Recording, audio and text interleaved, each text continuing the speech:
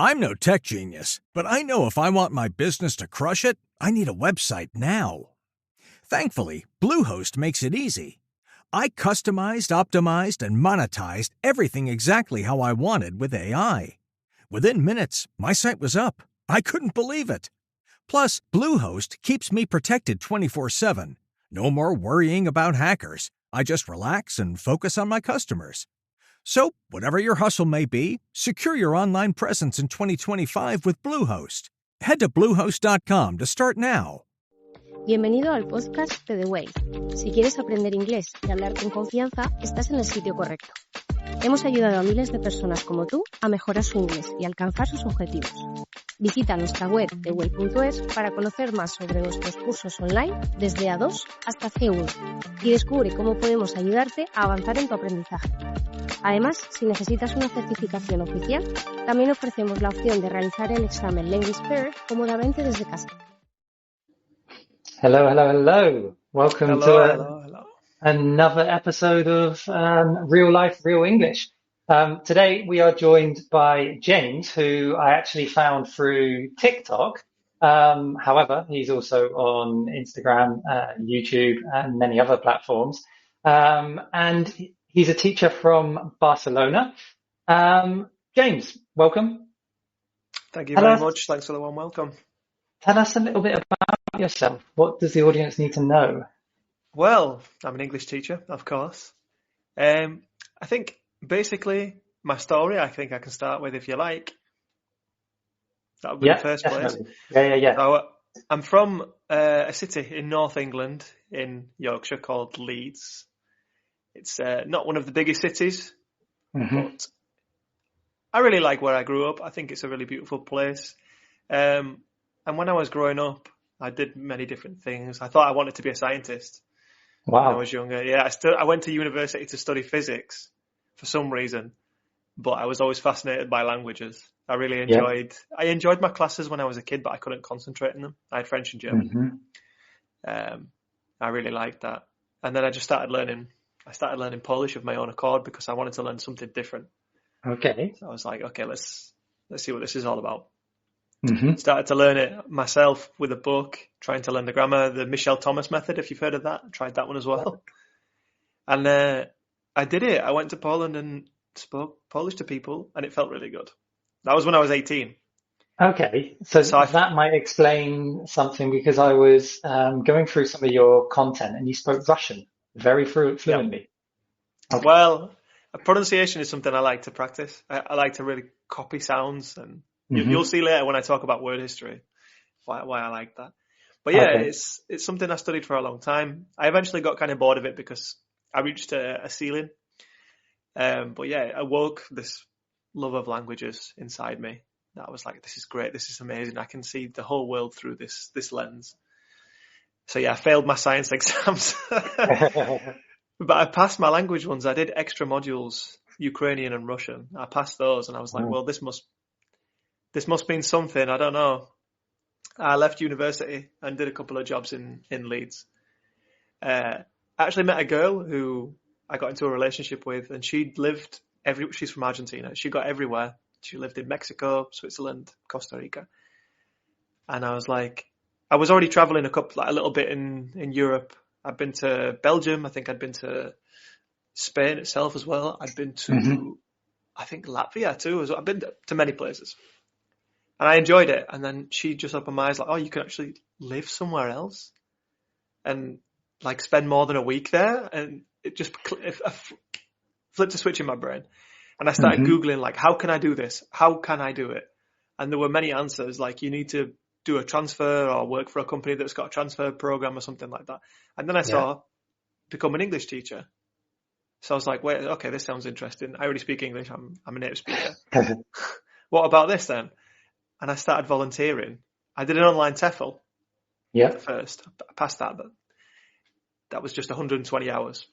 Yeah. And then I went and volunteered in Leeds. Every Saturday there was a guy called Nick who has a business called English for All, I think it was. And it was like refugees that had just come and migrants that had just moved to Leeds that needed to improve their English. A lot of Polish people, actually. Okay. I thought, yeah, let's try this. And I just loved it. I was like, this is great. this is really fun. Let's do this. And then a couple of years later, I got my CELTA. Yeah. In 2019, I moved to Spain, and I've been here ever since. 2019 till today. The CELTA is pretty impressive. How long did that take you to? A whole month it took me. Wow. Yeah, I took a bit of a leap of faith, really. I was a technician on the phone in a call center, a first line technician. And in July of that year, 2019, I said to them, like, I'm going to leave in August. And I've paid for this course. I'm going to do it. I had no idea what I was going to do afterwards. So I passed it. And then I was like, right, it's time to look for jobs now because I have no job. I have no future at the minute. Luckily, I found one pretty quickly in Barcelona. Well, with the CELTA qualifications, it's just that huge leap above a TEFL. What you find is the TEFL gets a lot of people into teaching, but then if someone's got a degree in English or a CELTA or even a Delta, then they're just a league above. And I think the audience are going to see, and they can probably hear already, the way that you express yourself is so clear. And I suspect that has come from your training through CELTA, and obviously experience in the classroom. You said two things just now. You said, I saw the whole world through a different lens. That's a great expression. How else could we express or say that? How could we break that down for the audience? Well, a lens is what's on a camera. So if you use a different lens, you see things in a different way. Closer or further away, or maybe a wide angle lens, a different color, a filter. Yeah. So it's like seeing life through different eyes, you could say, through a different person's eyes. Through a different perspective as well. Yeah. And then you said about your the partner that you met, and she had got everywhere. I love the fact the word "got" is just brilliant in English. We just use it for everything. It's for everything. Got up, got with, got down, got that. Yep. Yeah, and she had. You can bet there's a phrasal verb. Yeah. Yeah. You can bet there's a phrasal verb to do with get for everything. Yeah, and it just means that she had travelled to many places. She's got everywhere, which is really cool. Now, a few questions about your videos first. How did you find this style that you've got for your videos? Was it something that you've taken from the classroom, or something that you've established just for the videos themselves? I think it came naturally based on what I've done in the classroom. I like to be really concise and really to the point. Like I saw lots of videos that were very waffly. We're going to have to explain that word, I imagine. Waffly, they're a bit waffly. They're a little bit like they go on for too long, or they're too slow. So I wanted this punchy style that's like, look, here's a mistake you didn't notice you were making. Here's how to fix it. It's super easy. Because I do think it is easy. I think a lot of teachers overcomplicate things sometimes. Yeah. So I wanted this, this punchy style, and I just make whatever topic inspires me on the day.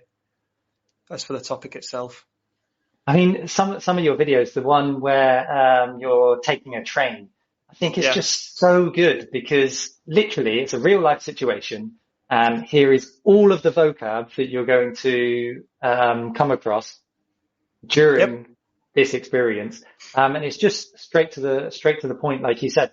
And because we've got such a short attention span at the moment, it's called the TikTokers attention span.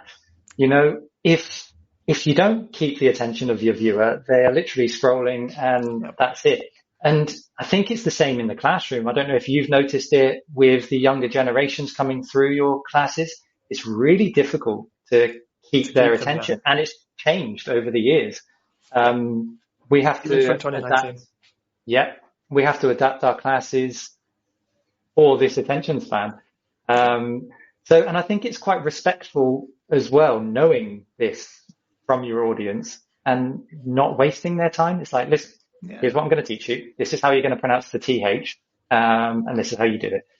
So for anyone that would really enjoy the videos that James does, I 100% recommend checking him out, and I will list all of his contacts below after this episode. So on this show, as you know, it's called Real Life, Real English. And we like to talk about a passion that our guests have. Now, James has quite a few passions, so we're going to talk about lots of different things. And one of them, James is going to do the majority of talking because I had to ask him what it was, and I'm an English teacher and I'm ashamed I didn't know what it was. Etymology, is that how you pronounce it? Etymology is right, yeah. Etymology. So basically it's the history of words and where they came from. Tell us why this is a passion of yours, how you came across it, and tell us a little bit about it. Well, so it was what I spent too much time on Wikipedia is the answer. Like when I was at work, sometimes if there was a quiet period, and there was nothing to do, sometimes I would just go on Wikipedia. And because I was interested in languages, I decided to look up the language themselves, like, okay, Polish language, what does Wikipedia say about it? Maybe I can learn some new grammar or something. Mm-hmm. And I noticed there was a lot of etymology, and then I started noticing patterns between different languages. And I started thinking, why are they the same? Why do we say hands and the Germans also say hand? But why do the Spanish say manos? And Portuguese mãos and stuff like that. Why are they similar but ours is different? What happened there? And the easy explanation is, but they're just different languages. But why? And then you notice there's, especially between English and the Latin languages, even more words that are similar. This happened in my classes. So I find that a lot of my learners tend to use the Latin-based words in English all the time. Like they'll say return instead of go back. Yeah. And I was like, but if you look at Swedish, they say something like tillbaka, which means go back, I think. It's like, what happened there? Why is this the case? We're supposedly not related to this language, but we have these words that are in there. What happened there? And that's when I was like, let's investigate this. Mm-hmm. And over time, I've got more refined in my knowledge. I started watching YouTube videos. I learned about proto-indo-european, which is the ancestor language to all European languages. Okay. How English and German and Swedish and all that came from Proto-Germanic, a language in the past that was it was one language for this tribe, and then eventually they spread out and made English, Scots, Dutch. And the same thing happened with the Latin languages. You had these people going south towards the Italic Peninsula, the Iberian Peninsula, mm-hmm. and how they separated. But it was once the same language. And when you look for roots, you can find the most surprising links between words. Even the word rain in English, it's Regen in German. Mm-hmm. And it's also related to a Spanish word. Can you guess which one it is? No, and I should know my Spanish. I'm thinking rain, llovía. Llover, yeah, but it's not related to that one. Regar. To water your plants. It's true. But it came from the same root. And that's what's fascinating about it. Even, I think the word litter, to throw rubbish on the floor, I think it came from a word that meant to lie down or to have something lying down or on a surface. Okay. And it's supposedly related to the Catalan word llit, which means bed, which you lie down in a bed. And I was like, I saw that and it just blows my mind to see like, okay, semantic shift happened many times over. And now we've got these words that are different in our languages completely, but they came from the same place. And it makes my brain tingle. It's really cool because I wasn't very good at languages at school. I wasn't very good at school, to be honest. Me neither. Really. However, learning a second language really opens a part of your brain to different vocabulary. And one of the episodes, which I think is coming out next week, actually, we're talking about how you have different personalities in different languages. Now, you obviously have experience with many different languages. And do you find that you have different personalities, or it's easier to express yourself in a certain way in a certain language? Definitely. Of course, I feel most comfortable with English. Even it changes with dialects. Like when I speak standard English to my my students. I feel very official. I feel very clear. But then when I go back home and I start speaking, because I'm from Yorkshire, we speak like, you know what it's like. It's more funny. It's more like open and chilled out. And then in Spanish, I don't know. It's more like cheeky, I think. Yeah. You must feel the same way because you speak Spanish, 100%. don't you? Yeah, 100%. You see this shift. It's interesting. Yeah. It's like it gives you a different life to lead almost. Yeah, and I think it's the same with, if you like, accents and things like that. Just speaking with a different accent makes you feel different. So I'm from the south of England. They call it the farmer's accent, but Yorkshire's got that kind of twang to it as well. Same connotation as well, yeah. Yeah. You get the same thing when you change accent, like you get a character to play, don't you? A drunk Scotsman, for example. I used to have a neighbour who was from Glasgow, and he was that like drunk Scotsman type. Oh, you all right, James? Yeah, I want to go see the parakeets and stuff like that. Oh, all right. You want a cup of tea, lad? All that. And he was like this really boisterous guy. You get to flip into that character. Yeah, you become a completely different person, don't you? One thing I'm going to point out, because obviously before this episode, I was looking through a lot of your content, and one of your latest pieces of content is on happiness, and you did like a podcast on happiness. And one thing James does really well is he grades his language for the level, but it's not just grading the language as in the vocabulary that he chooses, but it's also your pronunciation. And I noticed as this episode was going through from beginner to intermediate, and then you got to advanced, basically in the advanced section, it was like you were talking to your mum. It was like full on Yorkshire accent. And when you're learning a language, especially English, we have so many different accents.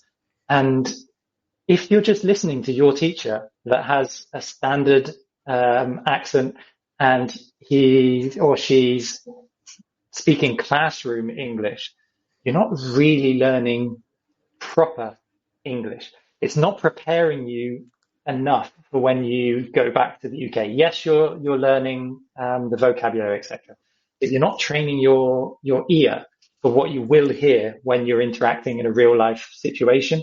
So one thing that James does really well is adjusts you and adapts you ready for those real life situations. And I think because you have this passion of language, it's definitely given you an advantage over so many other teachers to be able to do what you do. Linguistics has been the key. I just want to stop you because I need to plug in my charger. I've forgotten to switch on the switch at the wall, and it's going battery saving mode. 2 seconds. That's fine. Quickly do it. While James is doing that, what we're going to talk about next is linguistics. So we're going to go on to... You still there? Yeah, so we're going to go on to talking about linguistics. Obviously, we've spoken about the history of words and the history of language. Let's go a little bit deeper and talk a bit more about pronunciation and things like that.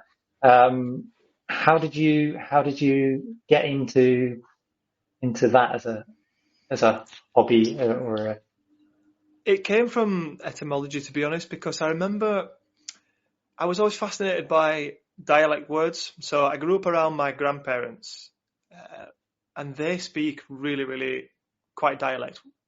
I don't know how to describe it. Like the difference between an accent and a dialect. An accent is more just changing some pronunciation features about your accent. So saying like face instead of face, it's not that much of a difference.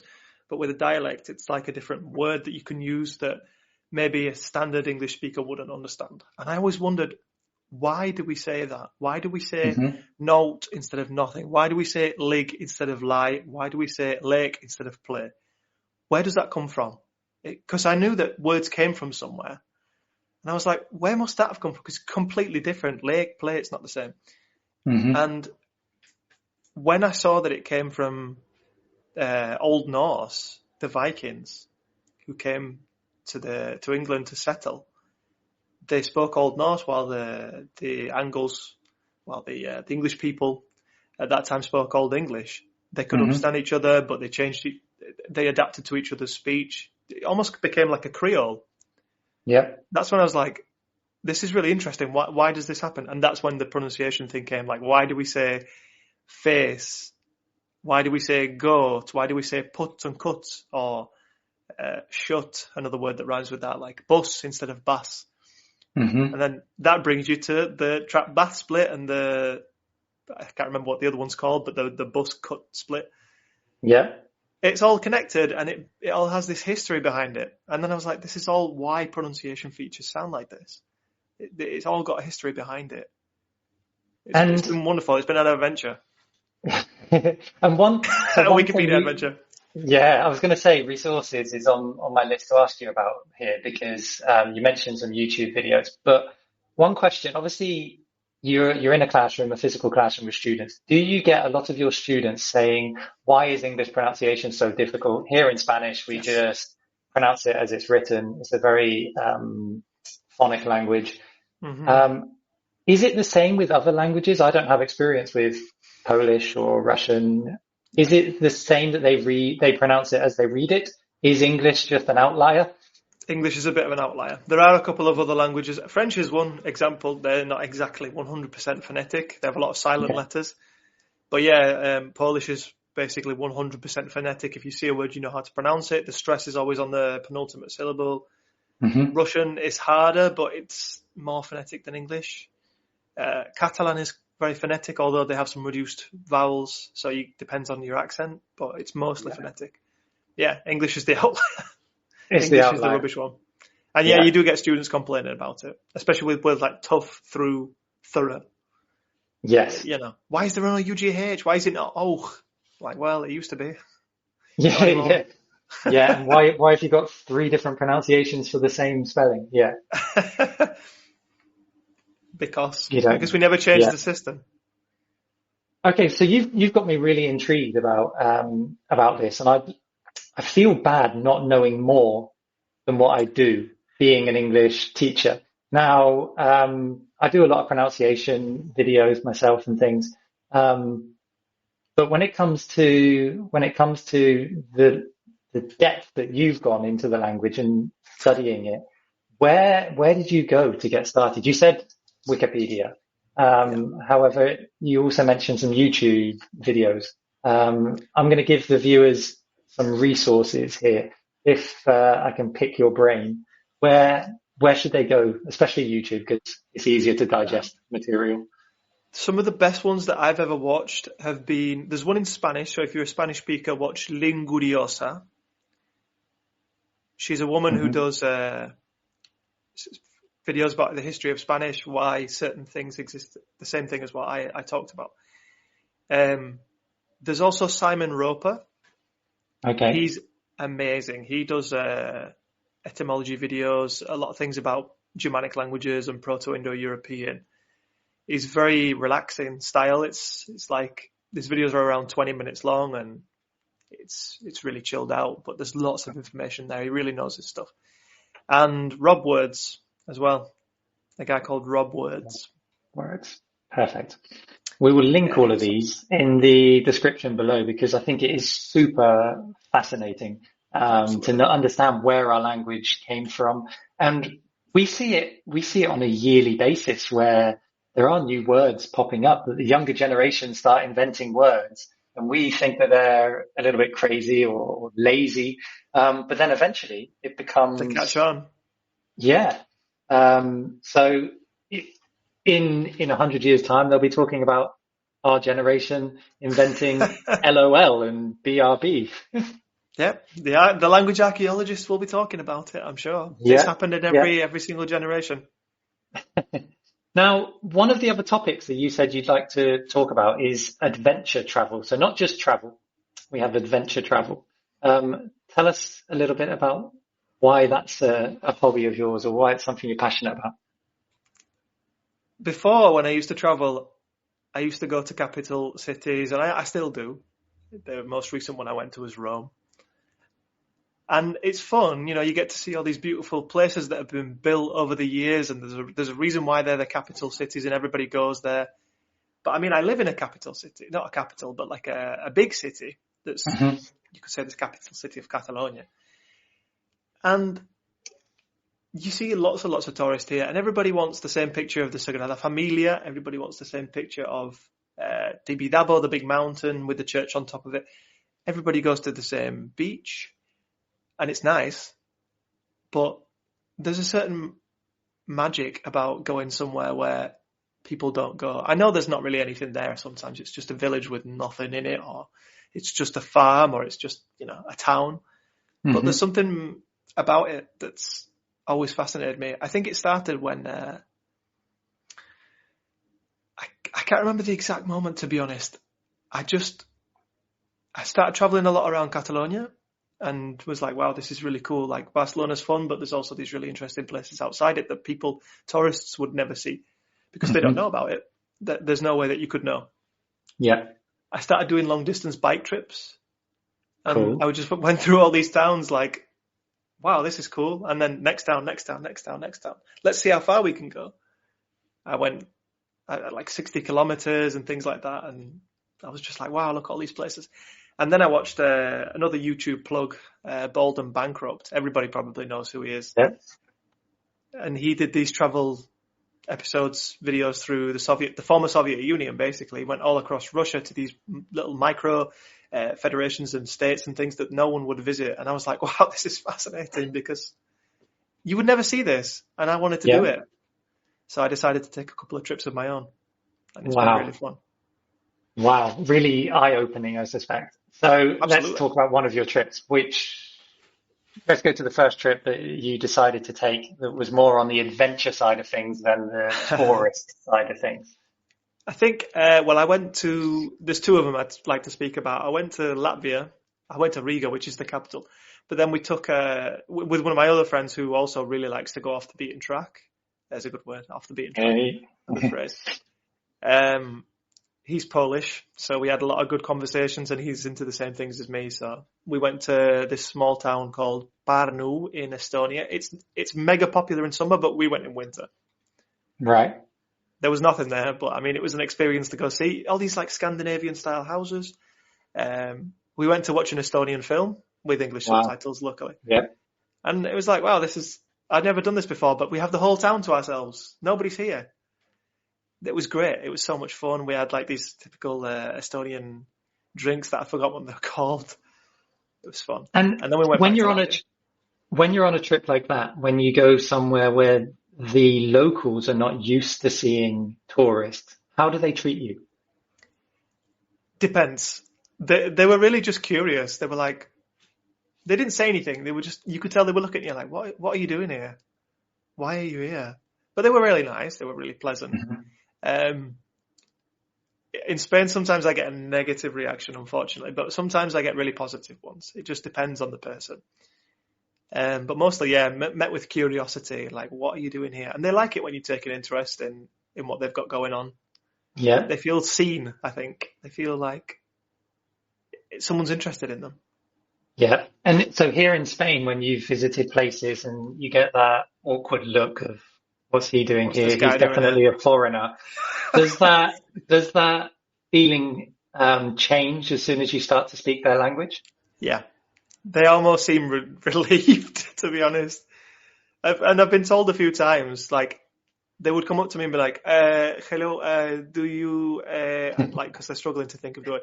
And I go, está bien, hablo español, o hablo castellano. And they're like, oh, thank God, oh, gracias a Dios. Pensaba que, so that's I thought you were a foreigner just coming here, I don't know. And they're really relieved. It's always really funny. I say, well, I am a foreigner. I am a foreigner, but I'm not a typical foreigner because I can speak a second language. Exactly. I've been here for a while. You must get the same thing in Murcia, surely. Yeah, all the time. And I think you just become something completely different in their eyes when you can speak and understand their language. They respect you more because they're used to it. It's a shame to say it, but when the English or the Brits, they come here on holiday and they don't even try to speak the language, they lose a lot of respect locally. That's true, yeah. I always try to learn like the basic, like, I'm sorry, I don't speak your language. Do you speak English in that language? There's nothing else, but at least I respect that. Yes. And if you try, most of the people here, they have a level of English now where they can understand and get by in most situations. Yeah. But they still want you to try and speak their language out of respect that we're here visiting. So as soon as I have friends that come over, and a lot of my friends, they have learnt the basics. They studied a little bit at school. So when we go to restaurants, they try to order in Spanish. And as soon as the waiter or waitress sees that they're trying, they will then just speak English anyway.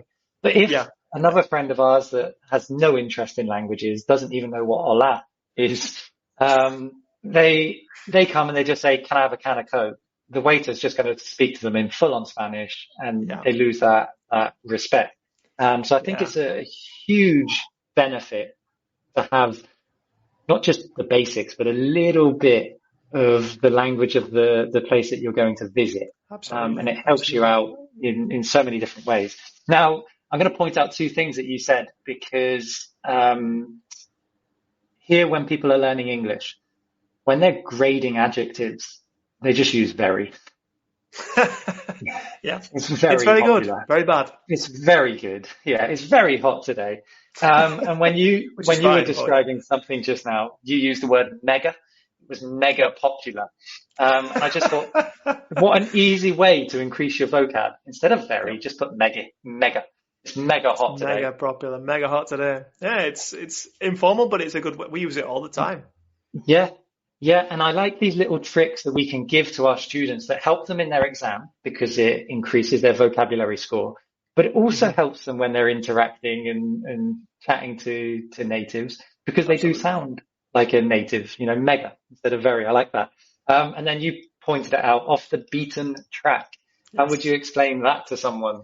Oh, it's a tough one. Well, the track is the way you go, the pathway. And if it's been beaten, it's been used a lot of the time. It's the road everybody takes, the beaten track. And then when you find a track that goes another way that nobody uses or nobody knows about, you're going off the beaten track. You're not going on this one that everyone goes on, you're going on another one. That's what it's all about. Yeah. And it's the best way to travel. Yeah. The road less traveled, is that an expression? The road less traveled, yeah, I think so. Yeah. As well. So that was Latvia. Tell me about your second trip. The other one was Ukraine in 2023. Wartime Ukraine, yeah. Okay. I don't know if I'm allowed to say wartime, depending on who you ask. But, Ukraine in conflict. And I went with my partner. She is Ukrainian, and it was an interesting experience. We went to Kyiv, the capital city, first, of course. From Poland, you can't fly. And obviously people are not going to Ukraine because it's dangerous. So people don't want to be there. It's not somewhere you would go for a holiday now. But I wanted to see it. I'd never been that far east. Like, I'd been to Poland, but I'd never been to Belarus. I'd never been to Russia. And I always wanted to go to Belarus specifically because it was difficult to get to. The only way you could get there, like 7 years ago, was to fly into Minsk. You couldn't go across the border as a Brit. At least I think that's the case. So I was like, this is my opportunity. This is my chance to go see the former Soviet Union. I know it's not, they've taken a lot of the Soviet things away now in Ukraine because they don't want to be associated with it. But yeah, it was fascinating. And we went on a couple of trips between places, like between cities, and seeing it was amazing. And I would only call it off the beaten track because of the situation at the moment. Yeah. But people were very surprised that I was there. That was one thing. I was on the bus talking English, and people were like, even the driver was like, he'd had to take a double take at my passport. Like, he didn't say anything, but he just was like, okay. What a fascinating trip. Really, really eye-opening. Yeah, eye-opening could be one way of describing it. And I've been fortunate enough to travel as well. And what I've noticed when you go to different countries, you learn so many different things, not just about their history and their culture and things, but about yourself. Yes. So when you're in a place like Ukraine, obviously there is a lot of internal dialogue going on, I suspect. What sort of things did you learn about yourself while you were there? I think I think that we all just, I like to live a peaceful life. Like I enjoy, okay, there's two sides of the same coin. Another good expression. Two sides of the same coin. One, I get really excited when things are a little bit crazy around me. So I think, well, I'm going to a psychologist at the moment for ADHD, basically. I never even knew that I had it. It's been a discovery last year. So it makes sense that certain emergency situations make me feel kind of alive. I feel calm for once almost. I feel like I'm in control. I'm like, okay, there's things for me to look at everywhere. But also it made me feel like I just want to live in peace, really. I don't want to live somewhere where there's conflict and fighting and stuff like that. I like to be away from all that and just be in the peace. Mm-hmm. That was one thing I learned. Definitely calm. And it makes you appreciate what we have here, but also not take it for granted. That's another really cool word as well, to take something for granted. Because it can be taken away in a split second, you know. Ukraine, we have students that have moved from Ukraine to Spain, and talking to them, they still go back and things, and because of what we're fed on the news, you're expecting it to be just complete and utter disaster. And I said, how is it? How's your family? What did you do when you're back? And they're like, oh, we went to the cinema, you know, we went to this, and they're trying to live a normal life. However, there's just this huge risk around them that they can just be bombed at any moment. It's such a juxtaposition, because I remember when I went and I was in Kiev, we went to go see a jazz show, just a jazz band, some accordions, you know, it was all a lot of fun in this bar. We walked out of the bar, and then like no less than an hour later, the airstrike siren is going off and you have to go to seek shelter again. It's like we've just had this really fun time at this bar. Everyone was happy. It was literally like being in Barcelona. And you walk out and it's like, oh, we could be shot with a rocket right now. We better go take some shelter. And it's just this mad feeling from 100 to 0 or 0 to 100. Yeah. It was the most bizarre thing that I think I've ever experienced, in a good way. Yeah. Bizarre is a good word, because in Spain, I've used bizarre before, and they're like La Bazar, which is like a shop where you can buy everything. Here in Spain, like bizarre, how would you describe that to someone? Very strange, like so strange that it takes you a second to process. I don't they have the word bizarro? I don't know. I thought they did, but maybe not. Maybe I'm just making a mistake. We do what they do, which if we don't know a word, we just put an A or an O on the end. Yeah. If they don't know the word in English, they just put ing on the end. Yeah. I've got a friend who came to Barcelona. The bus door wasn't closing, and he just went, "Señor, El Doro," and I was like, "Michael, stop! La puerta, not El Doro." El Doro, that's a great one. So, when it comes to adventure travel, when you said about the topic adventure travel, I was thinking more hiking, mountain biking, doing kayaking, things like that as like an adventure. That to me is an adventure. But there is this genre of travel, and I think there was a Netflix series on it where you just go to the most obscure places which not many people would be going to. And not that we would recommend going to some of these places, but what would you advise to someone looking to do a trip that is a bit different to the norm? So do your research before and find out a lot of things about that place, depending on where it is. How do they feel about foreigners going there? How do they live? What are they like? And you should be an observer, in my opinion. You should be going with the mindset. It's all about the mindset. Like preparing, well, you'll probably be fine. Just prepare as you would to go anywhere. There's probably not going to be restaurants. You might not be able to pay by card. That's the only like precautions you need to take. But mainly just the mindset of it's not a holiday. You're not going to go and relax, and it's not a break from your regular life, like as if you'd go to, a week on a beach in Tenerife. Yeah.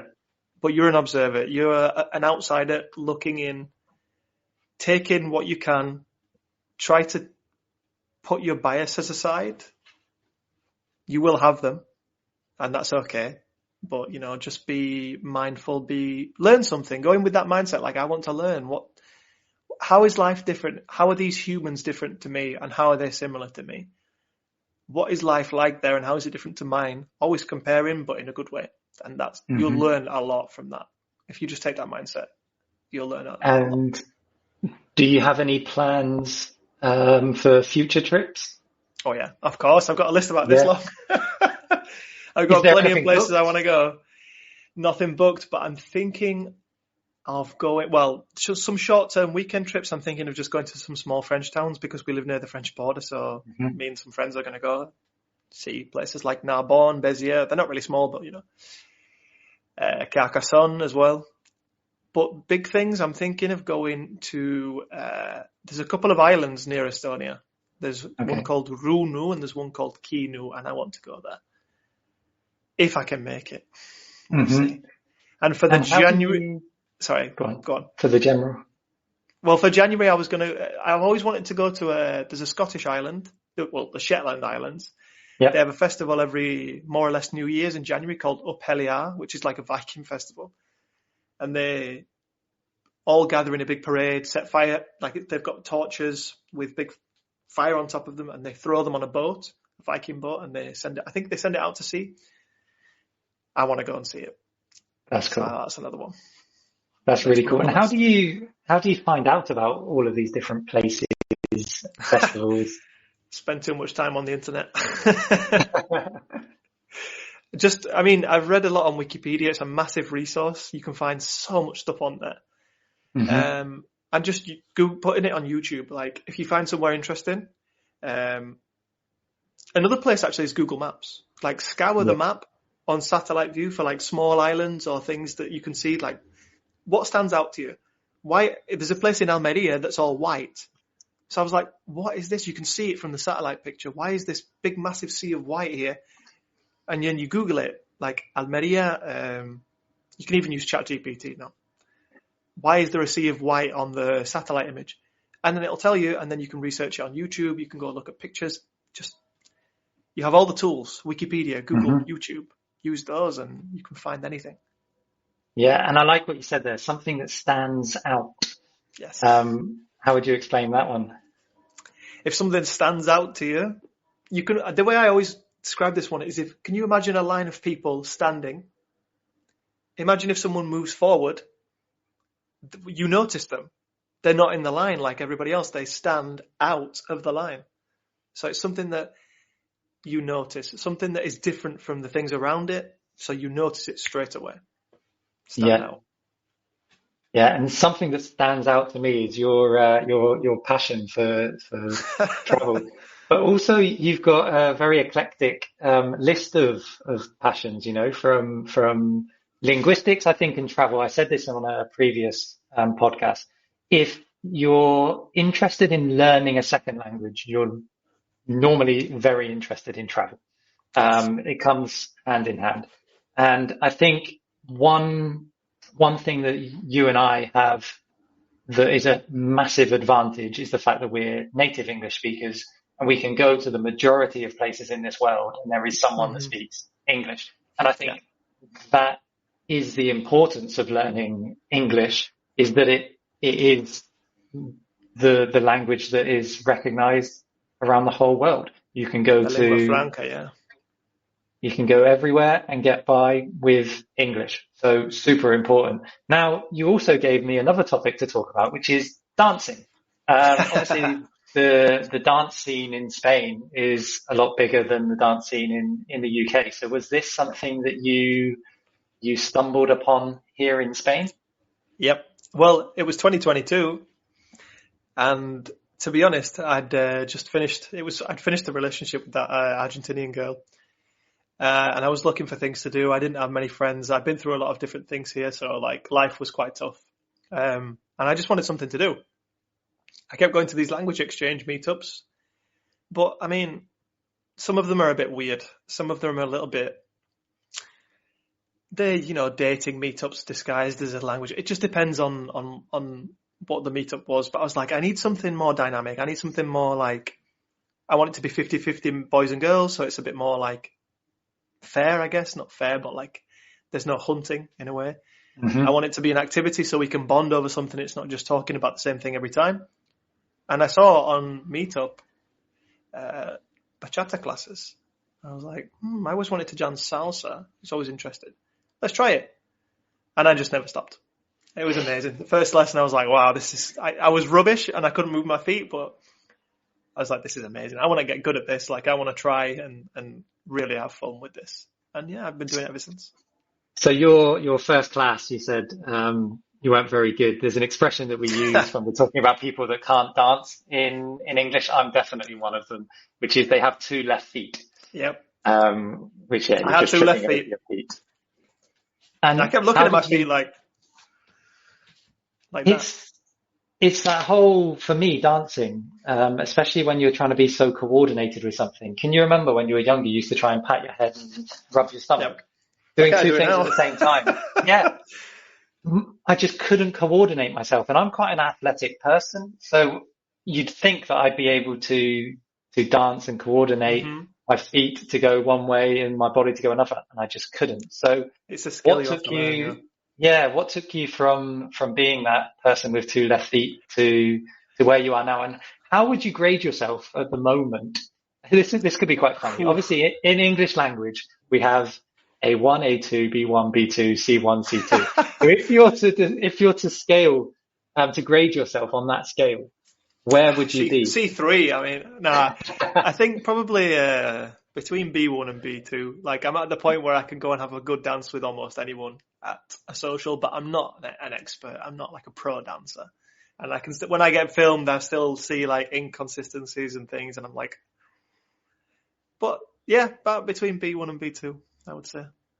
Okay, and there's a tip here, I think, that we could give to the listeners. Obviously, you said when you see yourself dance, so they're recording you, you can pick up your own mistakes there.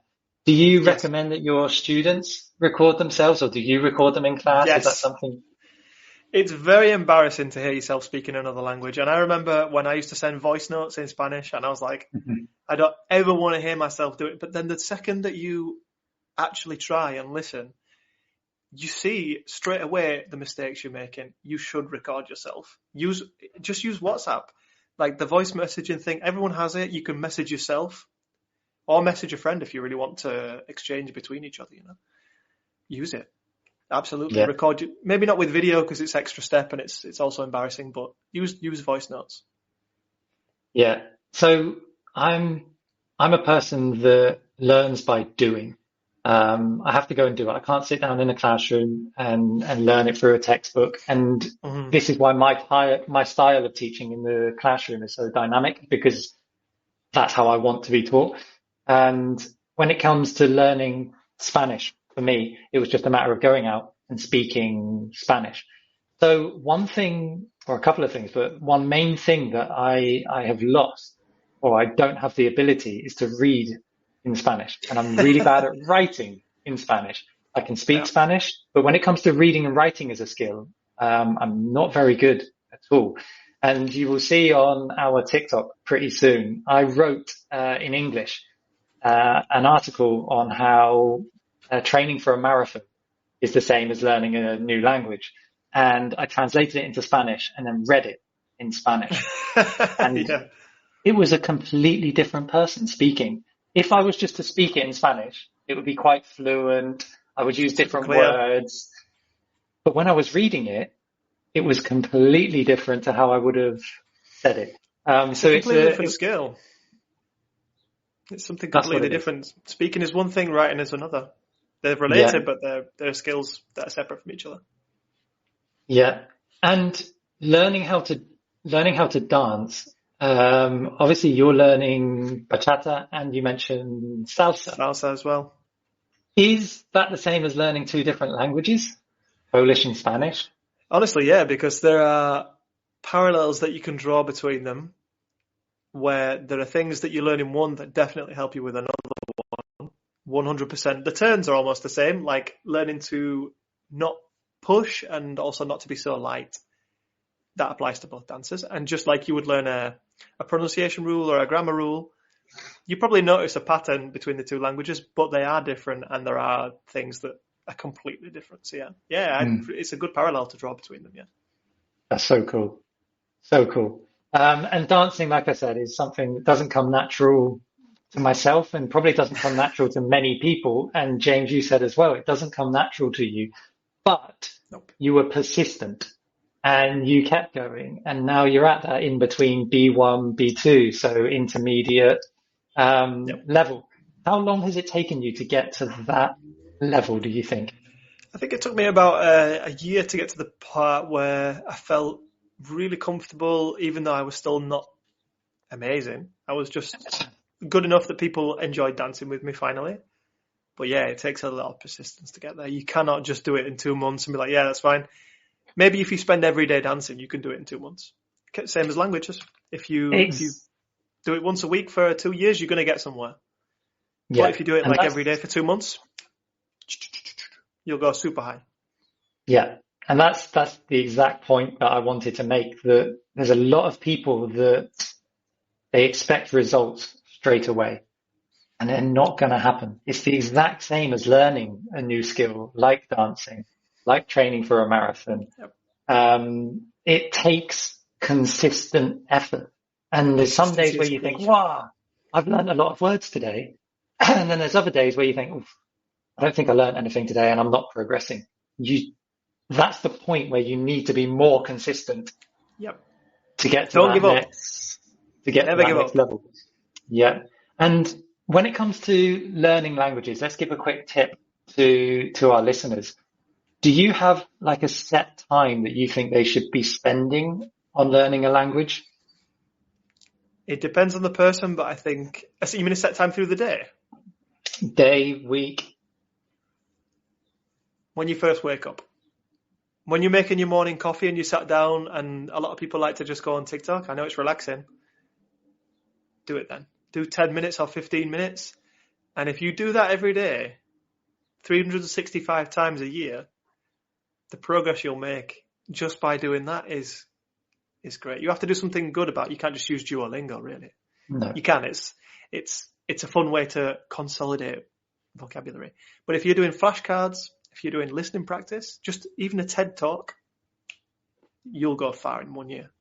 Every morning. Yeah, we've spoken about passive and active learning and how the importance of both of them. However, to take your language learning to another level is to take that passive learning, which is just on TikTok, scrolling, and you're taking it in, but making it active, doing something where you have to concentrate. So if you go to James's TikTok page and you see one of his videos with the pronunciation of the TH, the difference between the number 3 and 3. Yeah. After you've watched the video, get your audio, record yourself going, my favorite number is the number 3. 3. Yep. 3. Really record yourself there. Tongue out. 3. Yeah. And then that's now making it an active way of learning, and you're going to improve so much quicker. So before we end, I could chat to you for ages, James. You've got a massive amount of knowledge on not just the English language, but also on life itself. I'm going to ask you a question that a guest asked me recently, which is, what does happiness look like to you at the moment? And the reason I'm asking you is because your latest episode, your podcast, was all about happiness. And I thought that would tie in quite well. I'll answer if you answer as well at the end. I actually answered on a previous episode. I'll have to watch it to get the answer. What is happiness to me?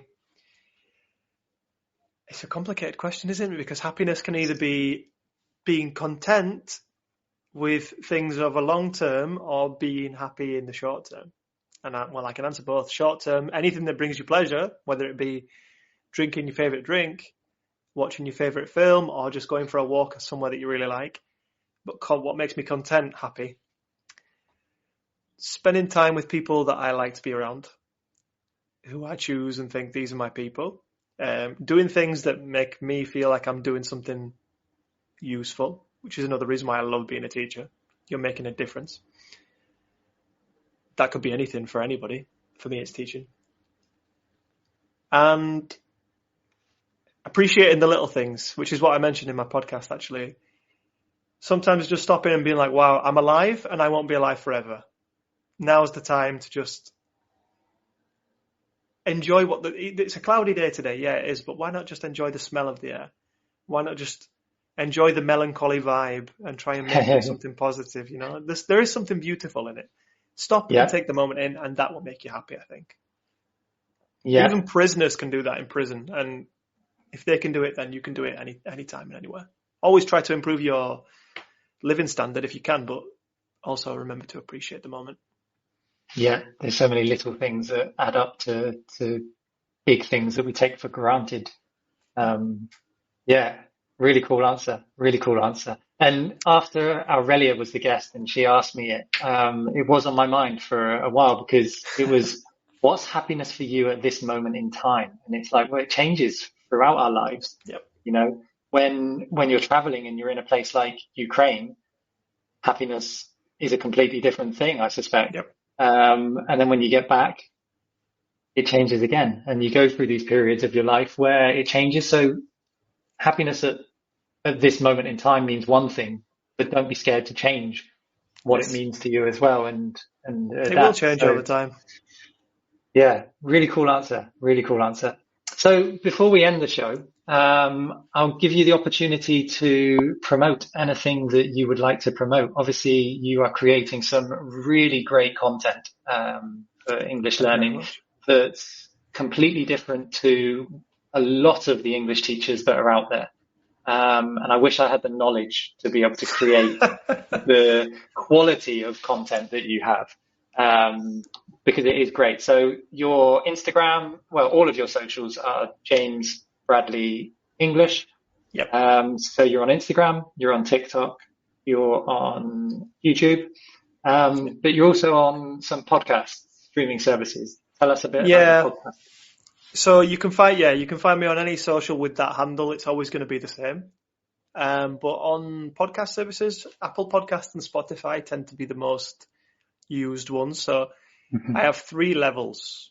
It's listening practice. So if you're struggling and you don't understand native speakers or you don't understand English when people speak it, that's what it's for. And I've got beginner's English with James, which is baseline level, really basic, really slow. Slow English with James, which is intermediates, a little bit faster, a little bit more advanced, and everyday English with James, where I just speak normally. They're the 3 that I've got. And yeah, the website that we've got on screen is just where you can find everything that I've ever made. Apart from short form video, I'm going to put every flashcard pack, every listening exercise. It's all on there. You can find it on that Gumroad page. I have Patreon as well, which is basically the same thing. Yeah. And I would highly recommend that everyone goes to check out James's socials and definitely follow him, because like he mentioned just now, a tip is first thing in the morning when you get up to ingest something, not just your breakfast, but also some knowledge. And James expresses and explains things in such a way where you will ingest it and it will stay with you. So thank you for all that you do, not just for people learning English, but also for us teachers as well, because we can learn from your style and adapt it and use it in our classes as well. I appreciate all the nice comments, mate. It's really nice to hear some good feedback on the things I'm doing. And again, for this podcast as well, another thing that's inspired me as well is this ability to see teachers and see other people, their stories, and compare myself with them, see what they're doing. It's like a community, which is what's important in the end. Yeah, we're an incredible bunch of people, us teachers. You should get to know us. Yeah, exactly. So at the end of each show, I always ask the guest to recommend someone that we would invite onto a future episode. Do you have anyone in mind? Yeah, I've got 2 people in mind. The first one is he's a mate of mine who also lives in Barcelona. He's called Chris, and people have probably seen him. He's from Instant English UK. That's his handle on basically everything. You'll probably find him. He has quite a lot Yep. of followers. Really nice and interesting guy. He's been to many different countries, so you can ask him a lot about that. If you can't get hold of him, because he's a very busy guy, there's another one called English with Finn, who I follow. He followed me actually on Instagram the first, and I think that's his handle, just English with Finn. Cool. And he's also really good. He inspires me with his videos too.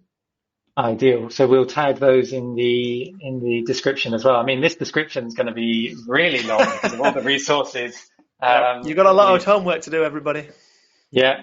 So thanks again, James, for your time, and hopefully we'll collab on something again in the future, because it's been really eye-opening, and I've enjoyed having you on here. So whether it's another podcast or we do a video or something together, or jump on a live for everyone, it would be down for really whatever. cool. Yeah, I'm down for whatever. It's been a pleasure. A great expression to leave on. I'm down for whatever. Yeah. Which up for basically something, means to be down for something. I'm up for something. So we got the opposites there. Yeah. And we'll leave people on that. I'm down for whatever, or I'm up for whatever, and they can research it and find out what it means. Take a look at those. Yeah. Ideal. Thank you, James, and we'll catch you. Thanks very much. Catch you in the next one. It's been wonderful. See you later. Bye. Si disfrutaste de este episodio y quieres llevar tu inglés al siguiente nivel, te invitamos a descubrir nuestros cursos online en thewell.es, diseñados para mejorar tu fluidez y confianza en situaciones reales. Hemos ayudado a miles de personas como tú a transformar su aprendizaje. Visita ahora thewell.es y realiza nuestro test de nivel interactivo de manera gratuita. Además, si necesitas una certificación oficial, también ofrecemos la opción de realizar el examen de Midterm cómodamente desde casa.